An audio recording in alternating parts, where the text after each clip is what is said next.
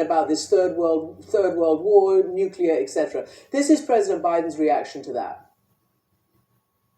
They do concern me because it shows the desperation that Russia is feeling about their abject failure in being able to do what they set out to do in the first instance.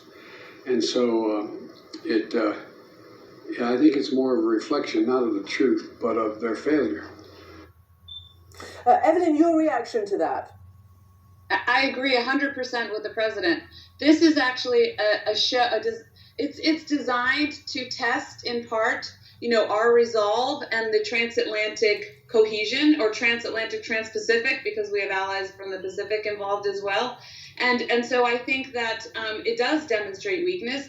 It demonstrates that Vladimir Putin is trying to also assess going forward, how much assistance the Ukrainians are going to receive. And President Biden has responded to this nuclear saber rattling, thankfully, amazingly, with this huge package of assistance. It tells the Russians that all the equipment we're giving the Ukrainians, all the advice we're giving them, all the intelligence we're giving them, this will continue. And the Russians have to take that into consideration. Yes, right now the Ukrainians are still somewhat vulnerable because that equipment and assistance isn't there. It isn't all there yet.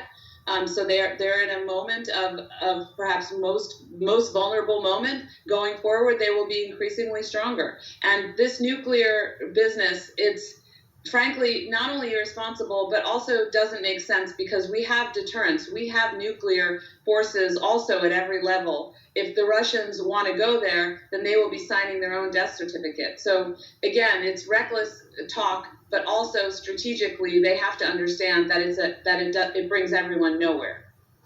So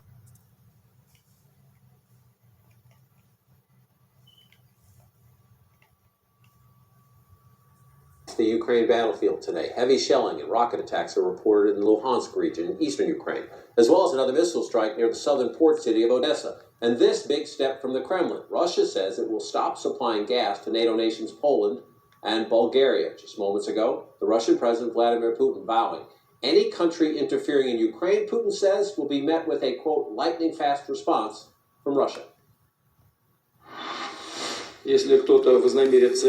If someone intends to intervene in what is happening from the outside and creates unacceptable strategic threats for us, then they should know that our response to oncoming strikes will be swift, lightning fast. We have all the tools for this, ones that no one can brag about, and we won't brag. We will use them if needed, and I want everyone to know this. All the decisions have been made in this regard. It's great to see that Scott McLean. He's live for us in Lviv in western Ukraine. Scott, what's the latest? John, in the escalating war of words between Moscow and Washington, comments like that certainly do not do much to help bring down the temperature. Putin there didn't specify what kind of tools he's talking about. He also didn't specify what kind of threat he might be retaliating against either. Clearly, the Russian president does not appreciate that foreign weapons are making their way into Ukraine. The Russians have said many times that those are legitimate targets once they get onto Ukrainian soil. Clearly, economic targets are legitimate for the Russians as well in response to sanctions against Russia. The EU is calling this decision to shut off the gas pipes to Poland and Bulgaria blackmail. Well, Moscow says it's just policy. The EU says that both countries are now being supplied by other countries. Poland, in fact, says that it won't need Russian gas at all by the fall, but let's keep in mind that 40% of Europe's gas comes from Russia, and the Russians are even warning Poland, for instance, because a pipeline goes through its territory en route to Germany, warning the Poles not to siphon gas from that line, or it will shut it off even to the Germans as well. It seems, John, like the footprint of this war is beginning to expand as well. There were 3 missile strikes on Russian territory in the early hours this morning. One about 10 miles inside of Russian territory hit an ammunition depot there. Another one 75 miles in. The Russians say that it was struck down. And then a third 200 miles from the Ukrainian border on Russian territory. It's not clear in that case what it hit, but the city that was being aimed at is a key military and transportation hub. Now, the Ukrainians did not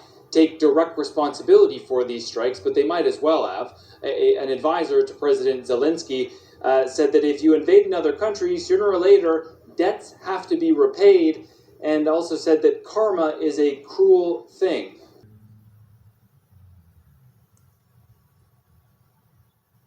Putin's landmark speech, the decision has been made, public commitment to a lightning strike using nuclear weapons. And what you're looking at, this is his war council. This is all of the people that is the head of his government. After Sergei Lavrov and Maria Zakharova, it is time for Russian President Vladimir Putin to make a public commitment, even for a nuclear strike against specific NATO countries. Putin's speech is a milestone in development, not only in Ukraine, but also worldwide. It should be noted that Russia has warned at the highest levels, whether by deed or diplomatic note, all by letters for the last 48 hours.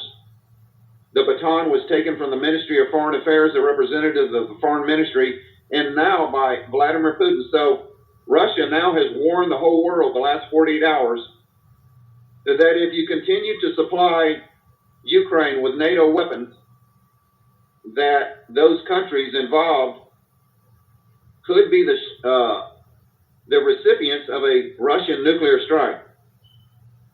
All three had one thing in common. There would be a strike on a NATO member country if needed. And if required, there will be nuclear use. The president of Russia was absolutely clear and left no room for misinterpretation. The decision has been made, he stressed. Let's see in detail what he said.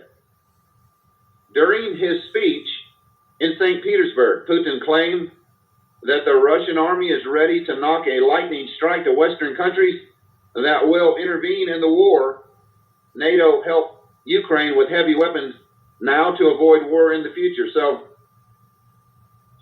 let me get this up on the big screen and get it ready for you guys. But folks,